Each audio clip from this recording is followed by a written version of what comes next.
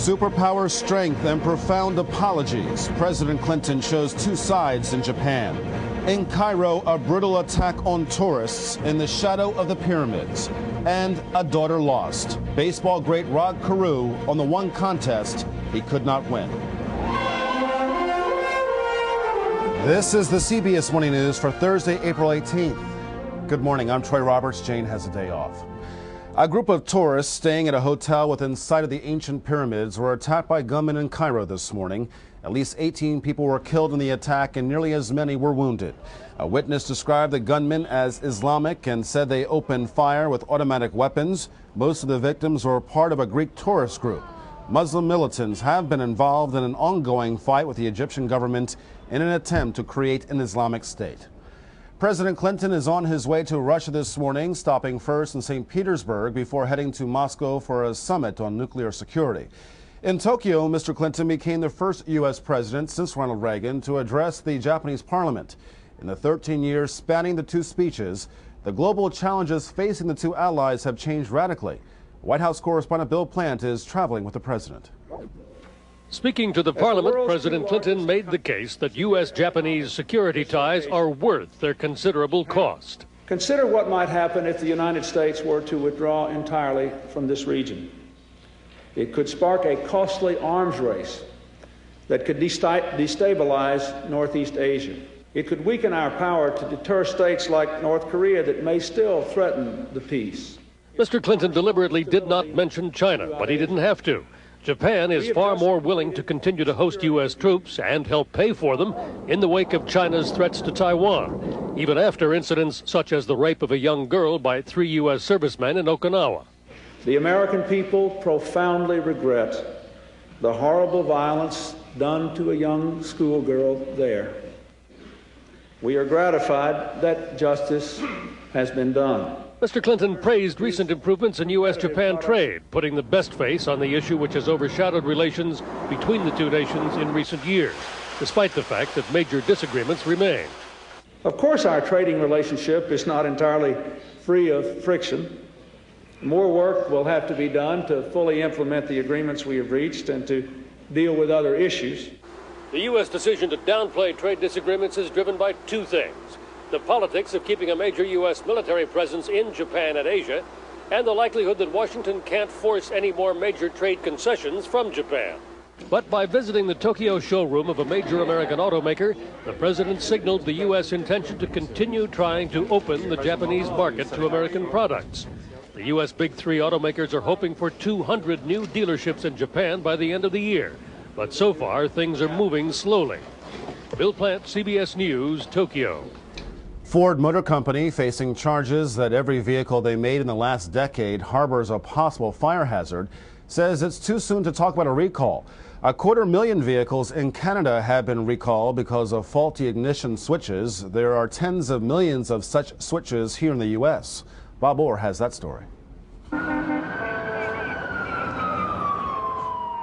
Even Ford concedes fires can be sparked by a short in the ignition switch.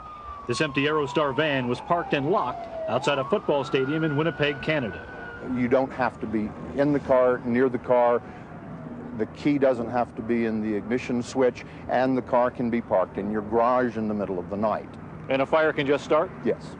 But Ford has declined to voluntarily replace the suspect switches in more than 23 million of its vehicles, built between 1984 and 1993. And so far, safety regulators, while expressing concern, have not ordered a recall. Well, certainly if fires are a possibility in a vehicle, I would be concerned if I owned one of these vehicles. Our advice to owners at this point who are terribly concerned is to check with their Ford dealer. And when I came out, this was on fire right in there. It's too late for L.B. Jones of North Carolina. He's one of 900 Ford owners in the United States who have reported ignition-triggered fires. In Canada, Ford is paying to replace switches in 250,000 vehicles after reports of more than 200 fires there. But the automaker, facing a much higher cost in a U.S. recall, is telling owners here they're on their own. And at $50 a vehicle, that's $1 billion recall. Safety advocate Clarence Ditlow says consumers shouldn't have to pay a dime. This is an exceedingly serious safety hazard, and the only question is, why hasn't the government acted on it before this time? Why hasn't Ford done a voluntary recall? While Ford claims a recall now is premature, it says it will cooperate if the government gives the order. But the Clinton administration has shown no stomach for recalls, declining to force Chrysler to replace suspect minivan latches or General Motors to fix fire-prone pickups. Bob Orr, CBS News, Washington. 6 years ago, Erica and Lyle Menendez were arrested for killing their parents. Yesterday, a jury in Los Angeles recommended life in prison for the brothers. A judge's sentence comes later. Correspondent Reed Galen reports on the crime and the punishment. After 3 weeks of impassioned debate in the penalty phase of their trial and charges of possible criminal conduct on the part of the defense, Eric and Lyle Menendez will not face the death penalty. Defense attorney Leslie Abramson was philosophical. Oh, man, what's a win? You know, they're going to spend the rest of their lives in prison. So was LA District Attorney Gil Garcetti. We believe that most people in this county, perhaps even in this country, now believe that there was justice in this case. They were convicted on March 20th of killing their parents in cold blood. The brothers ambushed Kitty and Jose Menendez in their Beverly Hills home, repeatedly shooting them with shotguns at point-blank range. The streets over, I shot her close. The brothers claimed a life of abuse made them fear for their own lives, and the first trial ended with no verdict. But this retrial was different. Television cameras were not permitted in court, and the abuse defense was much more limited by the judge. The brothers' fate is finally settled now, but famous defense attorney Leslie Abramson faces unfinished business. She's accused of ordering an important witness, a psychiatrist, to change his testimony. And though she was allowed to continue representing Eric Menendez through the sentencing, Abramson now faces an investigation and possible loss of her license. As for the brothers, the jury may have been swayed by relatives who asked that their lives at least be spared, because as one witness said, there's been enough death in the Menendez family already. Reed Galen, CBS News, Los Angeles. Michelle Carew lost her battle yesterday with leukemia. Last year, her father, baseball star Rod Carew, spoke to the nation in hopes of finding a bone marrow donor for his 18-year-old daughter. More than 70,000 people volunteered, but there were no matches. After her passing yesterday, Rod Carew remembered Michelle's spirit. I mean, she just seemed to want to make everyone around her smile. You know, and I've always said about my daughter that if Michelle walked into this room right now with all these people here, when she left this room, everyone in here would be her friend. That's the kind of kid she was. Carew thanked the public for their support before last night's baseball game at Anaheim Stadium, and a moment of silence was observed in memory of Michelle.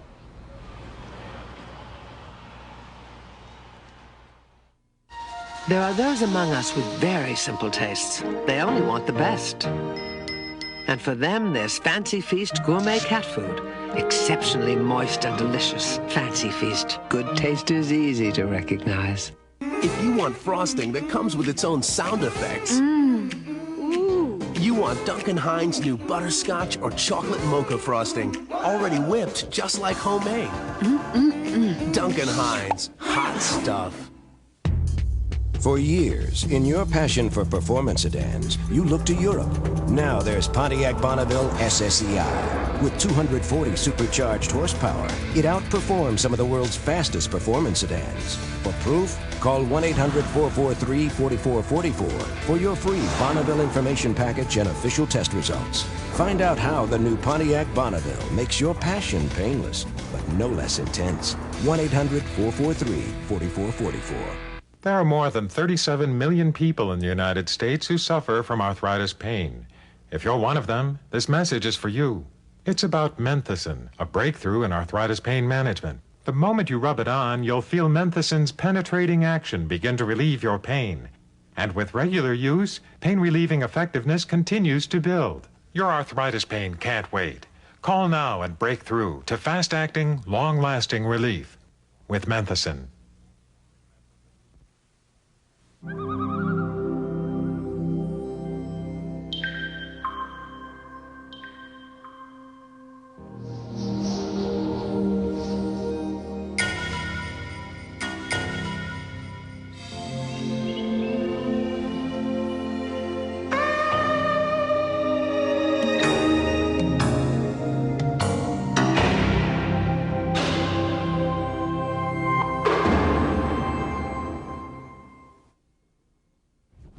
There's growing support on Capitol Hill for an election year increase in the national minimum wage. Moderate House Republicans broke ranks yesterday, unveiling their own proposal that would raise the current rate from $4.25 to $5.25.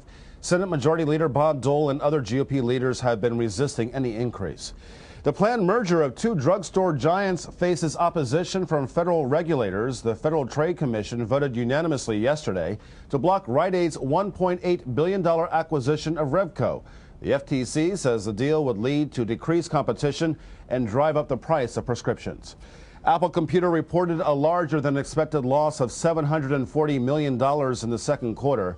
The company also says it will lay off 1,500 more employees over the next year. Apple says the loss was caused by plummeting sales and severance for 1,300 job cuts announced in January. Taking a look at this morning's market figures, in Tokyo, stock prices finished slightly lower overnight. The Nikkei average fell more than 3 points, or just a fraction of a percent. In London, gold opened at $390.60 an ounce. That's unchanged from yesterday's close in New York. On Wall Street, stock prices were sharply lower. The Dow Jones Industrials tumbled 70 points to 55.49. Smaller stocks were also lower. The Nasdaq Composite Index was down 4 points. And now to today's weather outlook. The latest satellite loop shows another storm sweeping across the west coast. Broken areas of clouds extend from Colorado northward to the Canadian border. Skies are gray this morning across eastern sections of the Gulf Coast. A swirling cloud mass can be seen over New England. Later today, most of the northeast will turn sunny and temperatures will begin to moderate just a bit. It'll be nice and warm across the mid-Atlantic states to the central plains, where afternoon highs should reach into the 70s. Winter has certainly returned to the west as temperatures are way below normal levels and heavy snows are likely to fall from the Sierras to the central Rockies. The valleys will receive a chilly, windswept rain. That's the national forecast. Now here's a look at your weather.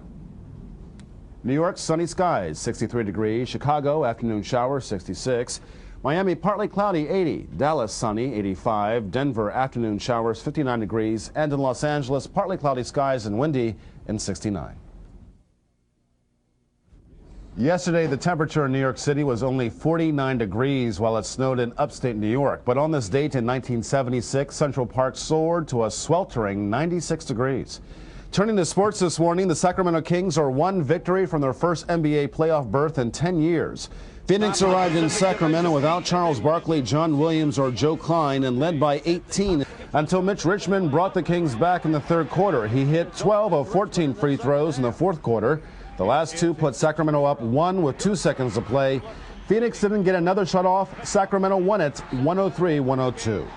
The Warriors stayed alive in the race for the final Western Conference playoff berth, even though Minnesota's Doug West connected from midcourt against them. Joe Smith had 21 for the Warriors, who trailed Sacramento by 2 games with 2 to play after a 109-103 win. Pat Riley's Miami Heat saw their lead over Charlotte cut to half a game in the race for the final Eastern Conference playoff berth. Vernon Maxwell had 31 as Philadelphia beat Miami 90-86. On the scoreboard, the Celtics ended Washington's playoff hopes. The Sonics set a club record with win number 63. The Pistons downed the Pacers and the Nets beat the Raptors. The National Hockey League's best regular season team, Detroit, trailed Winnipeg 1-0 before scoring 4 times in the final period. Detroit won its playoff opener 4-1.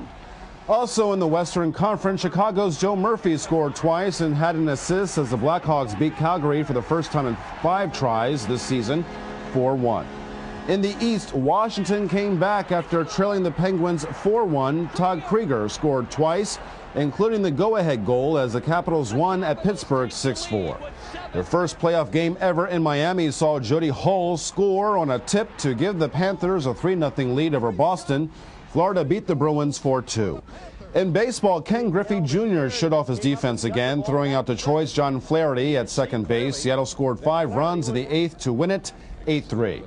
Baltimore's B.J. Surhoff singled deep to right field in the bottom of the 12th to beat Boston 6-5. At 2-11, the Red Sox are off to their worst start of their 96-year history. In other games, the Angels topped the Blue Jays, the Rangers handled the A's, the White Sox topped the Royals, the Twins got past the Indians, and the Brewers beat the Yankees.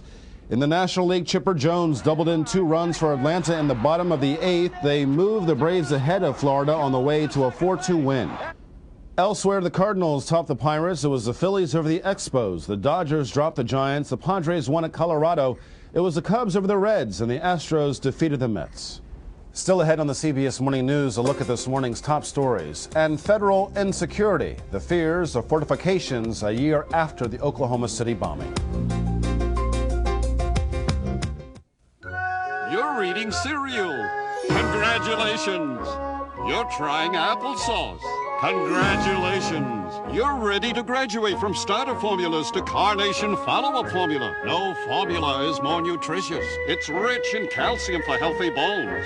And it's priced up to 20% less than the leading formulas. So dig in. You've graduated to Carnation follow-up formula. The right formula at the right time. Also available in soy. You flip a switch, and the light beams and the water streams, and the air cools, and the building warms, and the shivers cease, and the smiles come, and the miles go, and the steel rolls, and the rolls bake, and the pot boils, and the paint dries, and the laser cuts, and the patient heals. For people, for the economy, for the planet, electricity, the power to make life better. And the story is told, and the dreams unfold, and the monsters are kept at bay. Robin Sanders is doing something her allergies and the pollen wouldn't let her enjoy before. She's watching her favorite forward score in the semifinals. Thanks to Benadryl, the histamine blocker. Benadryl gets you out where you want to be. Malox versus acid blockers. What to choose for heartburn? This demonstration shows that acid blockers don't neutralize the acid already in your stomach. Malox starts to neutralize that acid in minutes.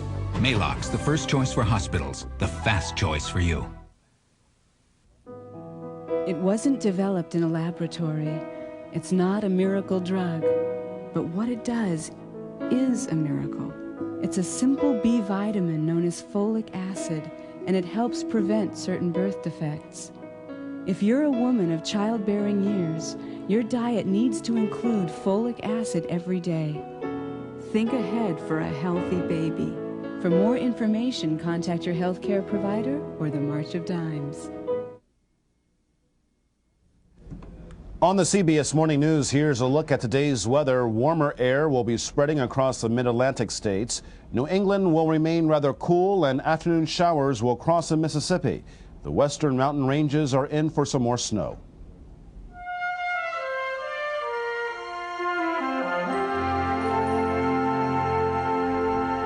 Now here's a look at today's top stories. Suspected Muslim militants attacked a group of tourists at an Egyptian hotel near the pyramids today. At least 18 people were killed and more than a dozen wounded. Muslim militants want to overthrow Egypt's government and replace it with an Islamic state. And President Clinton heads to Russia today, where he'll attend a summit on nuclear safety. Before leaving for Russia, Mr. Clinton wrapped up a visit to Japan, where he told Japanese lawmakers the shrinking U.S. military presence could spark a costly arms race in Northeast Asia. Israeli warplanes made raids on Lebanon again this morning, continuing the border raids on Hezbollah positions into the second week. This morning's attack struck one house in southern Lebanon, killing 6 members of the same family. The Israeli raid came about an hour after guerrillas lobbed mortar bombs at an Israeli outpost. The Lebanese government is demanding changes in a U.S. plan to stop the fighting, saying it violates the Mideast peace settlement. British Prime Minister John Major says the bomb that exploded late last night in London was the work of the Irish Republican Army. The explosion was in a house in a posh West London neighborhood. No one was hurt and damage was slight. It was the 5th London bomb scare since the IRA ended its ceasefire in February. A compromise anti-terrorism bill now awaits House approval after an overwhelming Senate victory yesterday. The measure is expected to pass in time for Friday's anniversary of the Oklahoma City bombing. Supporters say the bill gives the federal government a strong upper hand in the battle to prevent and punish terrorism. It is a strong bill. It is bipartisan. And we would hope that the House will take action on it tomorrow, that the President will sign it as soon as he returns. There are so many provisions in this bill that will benefit this country and benefit the world. It's a very, very big piece of legislation, and it's a landmark piece of legislation. The bill would also limit federal appeals by death row inmates and other prisoners, provisions that some call too far-reaching. But White House sources say President Clinton is expected to sign the bill. A federal grand jury in Montana has wrapped up a secret one-day session without indicting Unabomber suspect Theodore Kaczynski. Court documents said the only secret indictments were for suspects still at large. The grand jury meeting in Great Falls has nothing on its schedule until next month. Kaczynski remains jailed this morning, charged with possessing bomb components, but not with any of the Unabomber attacks. In Jordan, Montana, FBI negotiators paid a visit to the Freeman compound last night. They met with 5 Freemen for nearly 2 hours and left without comment. It was the first face-to-face meeting between the anti-government extremists and outside negotiators in nearly 2 weeks. The standoff has been going on since March 25th. Tomorrow, the nation remembers the anniversary of the attack on the federal building in Oklahoma City. Since then, many federal employees have worked in fear that they could become the next victims. Jim Stewart examines the government's program to prevent future attacks. This is what the first line of defense against terrorism in Washington really boils down to: plastic traffic cones. They've sprouted up everywhere, along with oversized flower boxes and guard shacks, in an effort to deter truck bombers from parking here. But a year after Oklahoma City and $32 million in security improvements later, a gnawing worry is growing here that the real root of the problem remains unaddressed. People hate the federal government. That's the danger. Noel Cook is a former Deputy Assistant Secretary of Defense. The big issue, the most obvious one, is that you have a growing population of people who are either afraid of the federal government or who detest it, or both. And some of them want to attack it. Even as new Oklahoma anniversary warnings were being issued, employee representatives warned of increasing verbal and physical attacks on government workers. So they've become a convenient scapegoat for all of these folks who think that, that the root of our problem in this country is the federal government.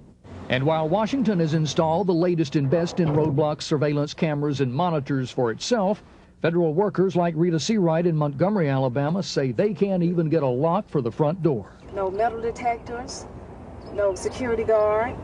We are afraid for our lives daily when we come here.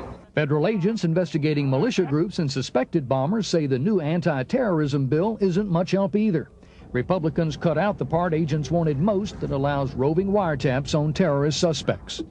In fact, nothing about the federal government's new security plan has come easy, especially the traffic cones.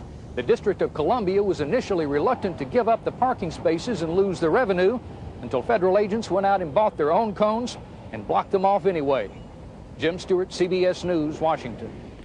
CBS Evening News is live in Oklahoma City tonight with a special interview with Timothy McVeigh. This is the CBS Morning News.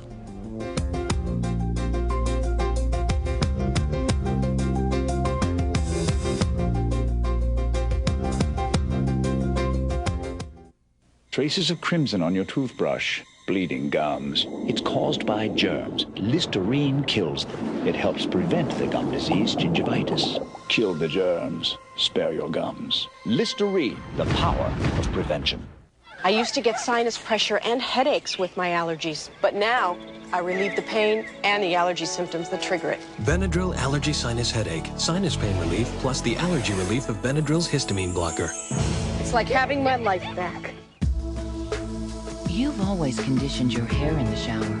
Now you can condition your skin. Introducing Ultra Skincare from Dial. It's a new formula that blends Dial's unique antibacterial protection with emollient-rich moisturizers for skin that feels not just clean and protected, but conditioned. See how beautiful conditioning can feel. Ultra Skincare from Dial. On CBS 3D Friday, Leslie Nielsen heads due south again to give crime the shaft. We will find him. We always do. Due south. Then, a Hollywood kiss and tell book puts the author and Dr. Sloan on a killer's top 10 hit list. All new Diagnosis Murder. And where the weapons are big and the women are bad, this cop has the attitude. Get out! To make things right. Where'd you learn how to do that? Catholic school. Don Johnson has charm. You Die and Don, CBS 3D Friday. Hallmark Hall of Fame presents... Miss Russell is with the FBI Hate Crimes Division. A woman from modern times. I'd really like to find the arsonist for you. Another from the Amish tradition. You'll have to answer to God for what he did. We've already forgiven him. A mystery brings them together. But can they develop a bond of understanding? Patty Duke. Were you pretending to be my friend? I am your friend. Lolita Davidovich. We could learn from you. I have. Hallmark's Harvest of Fire. CBS Sunday.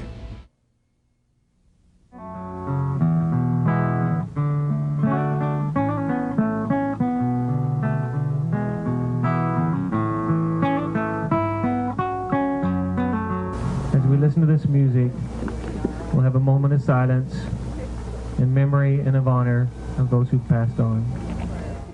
A candlelight vigil in Oklahoma City yesterday evening in memory of all of the children who died there. Governor Frank Keating has declared today Remember the Children Day. Tonight's 48 Hours will broadcast live from the site of the Oklahoma City bombing for a look at the legacy of that tragedy 1 year later. Harry Smith reports on one small survivor and his battle back.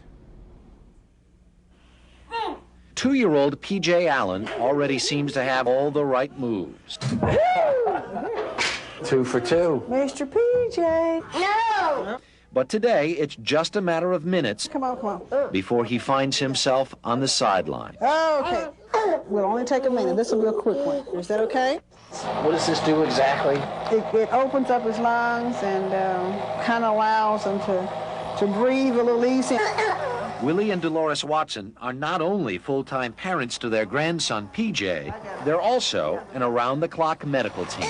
You know, our whole life has changed since this explosion. I just brought a little girl out. I just prayed. I just kept praying. Lord, please don't let this happen to my grandbaby.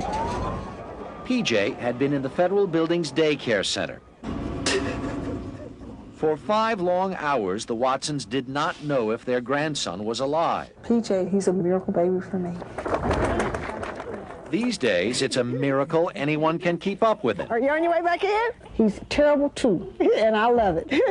Though there are constant reminders All right, let's go in the house now. that PJ cannot lead a normal life. PJ's badly damaged vocal cords are stuck together. He needs a tracheal tube to help him breathe and talk.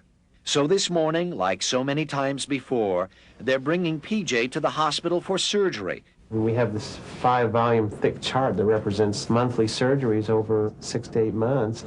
It's very difficult to fix and get a good result. Come on, you're coming with me. I'm just praying that PJ will be able to talk without the trach. With PJ, anything's possible. You can see more of this report and others on 48 Hours, The Road Back, tonight at 10, 9 Central. And that's the CBS Morning News for Thursday, April 18th. I'm Troy Roberts. Later this morning, stay tuned for CBS This Morning.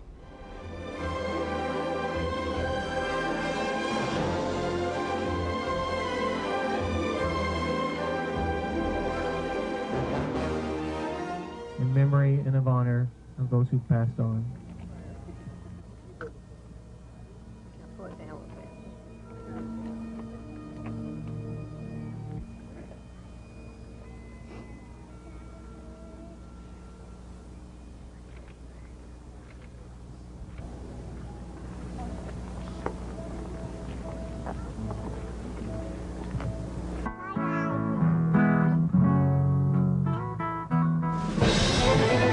CBS News.